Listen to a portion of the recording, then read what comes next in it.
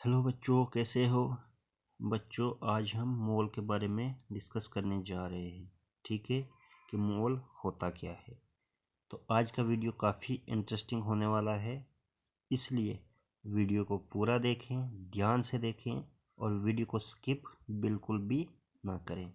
ठीक है, अगर आप वीडियो को अंत तक देखेंगे तभी आपको समझ आने वाला है।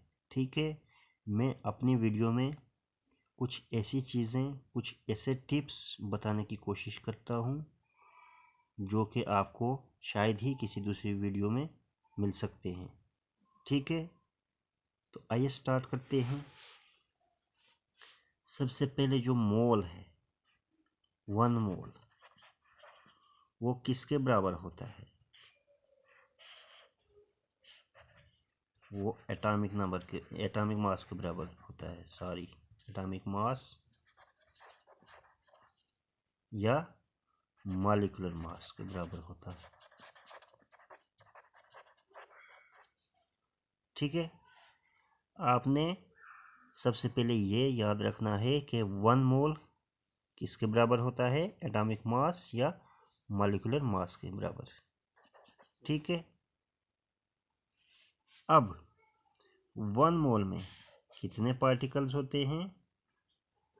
6.022 इंटू 10⁻23। 1 मोल में 6.022 इंटू 10⁻23 पार्टिकल्स होते हैं। ठीक है, और 1 मोल किसके बराबर होता है? एटॉमिक मास या मॉलिक्यूलर मास के बराबर। ठीक है, अब आइए आगे कंटिन्यू करते हैं।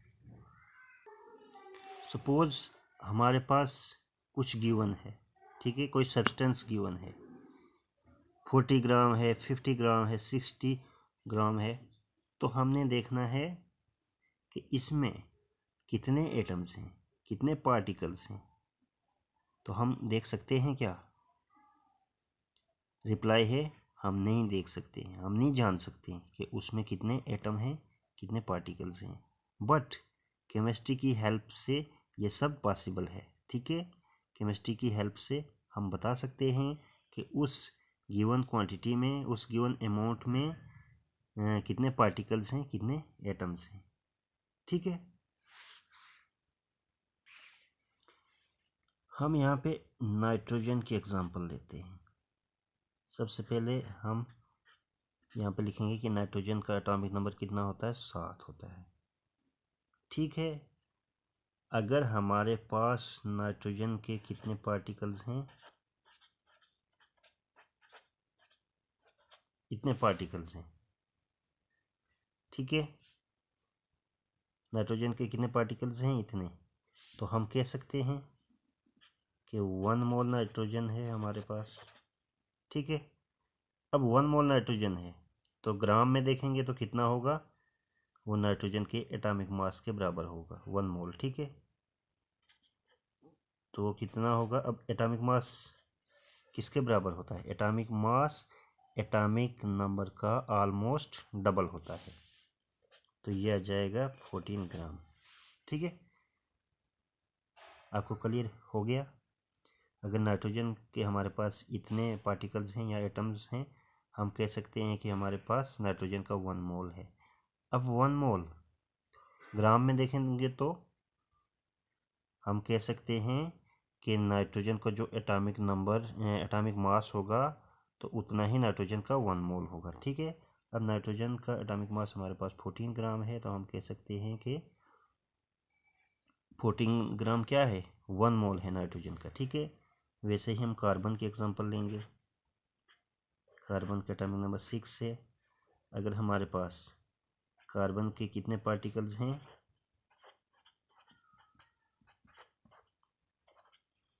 6.022 इंटू 10⁻23। हम कह सकते हैं कि कार्बन का 1 मोल है। ठीक है, तो 1 मोल कार्बन किसके बराबर होगा? कार्बन के एटॉमिक मास के बराबर। तो एटॉमिक मास कितना होता है? एटॉमिक नंबर का ऑलमोस्ट डबल होता है। तो इस केस में कार्बन का एटॉमिक नंबर 6 है तो इसका एटॉमिक मास कितना होगा, 12 होगा। ठीक है। अब वैसे ही हम अगर ऑक्सीजन की एग्जांपल लेते हैं, ऑक्सीजन का एटॉमिक नंबर है 8। ऑक्सीजन के पार्टिकल्स अगर हमारे पास 6.022 इंटू 10⁻23 होंगे, इतने पार्टिकल्स होंगे ऑक्सीजन के, तो हम कह सकते हैं कि ऑक्सीजन का 1 मोल है हमारे पास। ठीक है। अगर 1 मोल है तो इसको ग्राम में देखेंगे तो वो कितना होगा, वो ऑक्सीजन का एटॉमिक मास होगा। ठीक है। तो ऑक्सीजन का एटॉमिक मास कितना है, इसका एटॉमिक नंबर 8 है तो एटॉमिक मास इसका 16 ग्राम होगा। ठीक है।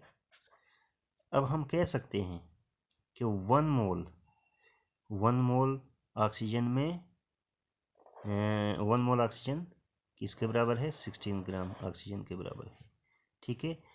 1 मोल ऑक्सीजन में कितने पार्टिकल्स हैं, इतने पार्टिकल्स हैं। वैसे ही हम अगर कार्बन का 1 मोल देखेंगे तो हम कह सकते हैं कि 1 मोल कार्बन में 12 ग्राम कार्बन है। ठीक है।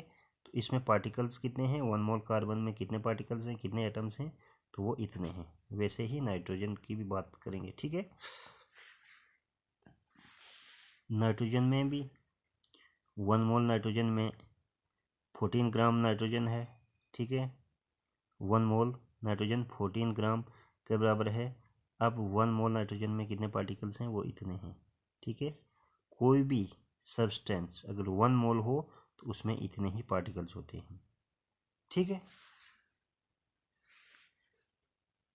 अब अगर हम किसी कंपाउंड की बात करेंगे, ये तो था एटम। ठीक है। ये था एटम के बारे में। यहाँ पे हमने कुछ एलिमेंट्स लिए और उनका देखा कि मोल किसके बराबर होता है। ठीक है। अगर हम यहाँ पे कोई कंपाउंड लेंगे, जैसे हमने लिया वाटर ले लिया। ठीक है। तो वाटर का 1 मोल किसके बराबर होगा, इसका जो मॉलिक्यूलर मास होगा। तो ठीक है।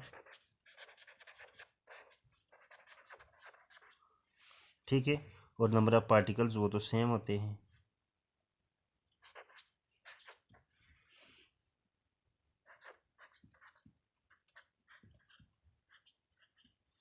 ठीक है।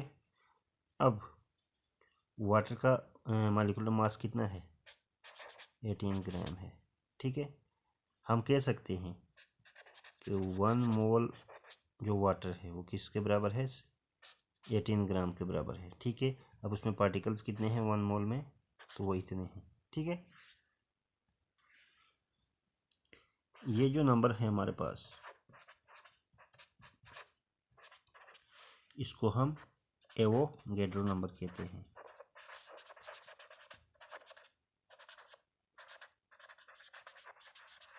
इसको हम क्या कहते हैं, एवोगैड्रोस नंबर कहते हैं। ठीक है बच्चों, ये आपने याद रखना है। अब हमारे पास अमाउंट दिया है। ठीक है। अमाउंट गिवन है, हमने देखना है कि उसमें नंबर ऑफ मोल्स कितने हैं। तो उसके लिए फार्मूला है N = m/m। ये फार्मूला कब यूज होगा, जब अमाउंट गिवन होगा ग्राम्स में। ठीक है। अब हमारे पास अमाउंट गिवन है ग्राम में, तो हमने नंबर ऑफ मोल्स देखना है, तो उसके लिए ये फार्मूला है। N यहाँ पे है नंबर ऑफ मोल्स,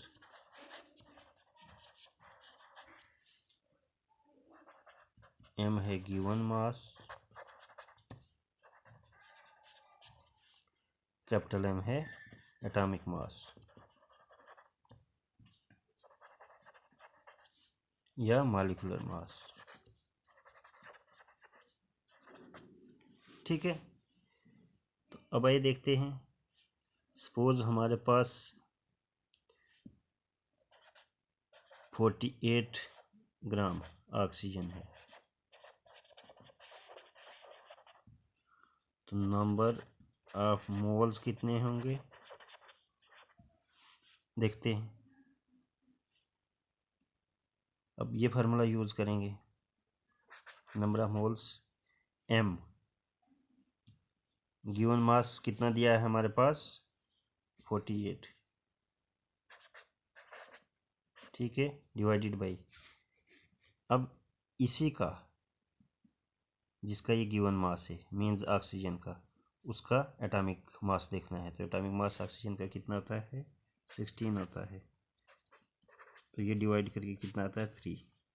तो यहाँ पे हमारे पास नंबर ऑफ मोल्स कितने आए 3 आए, ठीक है।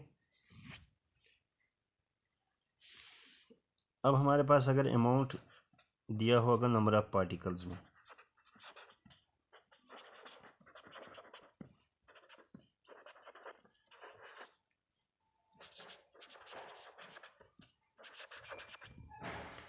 तब कौन सा फार्मूला यूज़ होगा, तब होगा n equal to n by Avogadro number, ठीक है। अब n दोबारा नंबर ऑफ मोल्स ही है,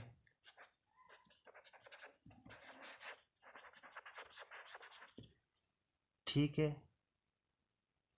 तो ये जो कैपिटल N है ये क्या है, ये है नंबर ऑफ पार्टिकल्स,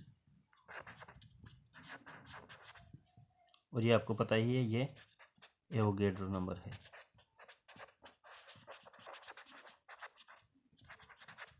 ठीक है। मैं दोबारा रिपीट करता हूँ, पहले केस में हमारे पास अमाउंट गिवन था ग्राम्स में, तो तब हमने नंबर ऑफ मोल्स कैलकुलेट करने थे। अब इस केस में अमाउंट जो है वो पार्टिकल्स में दिया है, नंबर ऑफ पार्टिकल्स, तो इसके लिए फार्मूला ये है, ठीक है।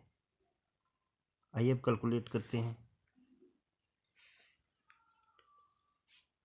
सपोज हमारे पास 18.066 इंटू 10⁻23 इतने हमारे पास नंबर ऑफ पार्टिकल्स हैं,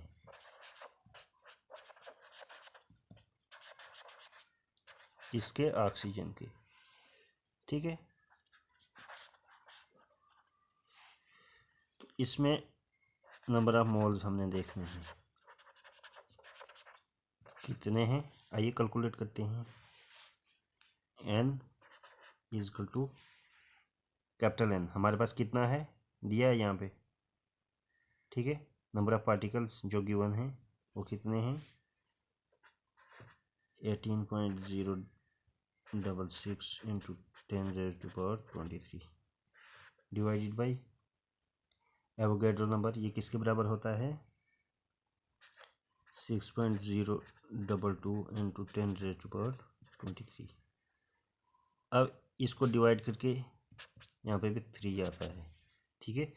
तो n हमारे पास कितना आया 3, मीन्स का नंबर ऑफ मोल्स कितने आए हमारे पास 3, अगर हमारे पास इतने गिवन पार्टिकल्स हैं ऑक्सीजन के, ठीक है। तो इस फार्मूले के तहत या जो दूसरा फार्मूला पहले बताया, इन दो फार्मूले के तहत आप नंबर ऑफ मोल्स कैलकुलेट कर सकते हो। तो ये काफ़ी इजी टॉपिक है।